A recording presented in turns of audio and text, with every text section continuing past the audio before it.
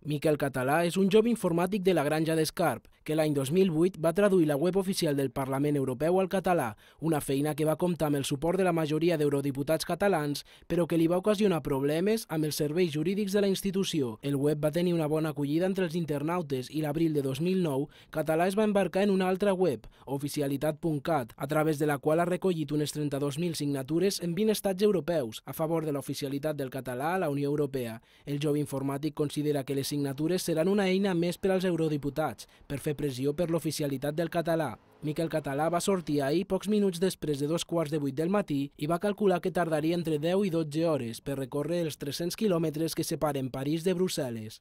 Fa molt de temps que m'agrada en bicicleta i vaig trobar que era una manera prou cridanera de fer la ruta. I és una manera d'explicitar el tipus d'esforços que nosaltres estem disposats a fer perquè el català sigui oficial. És una cursa que sempre tindrà algú disposat a córrer. El delegat del govern a París, Apel·les Carod Rovira, es va acostar fins al punt de sortida de la cursa per escenificar el suport institucional a la iniciativa. Miquel Català lliurarà avui les signatures als eurodiputats en un acte al Parlament Europeu que comptarà amb la presència de la presidenta d'Òmnium Cultural, Muriel Casals, i de la majoria d'eurodiputats catalans. La batalla per a l'oficialitat del català a les institucions europees fa anys que dura, sense que s'hagin produït avanços significatius.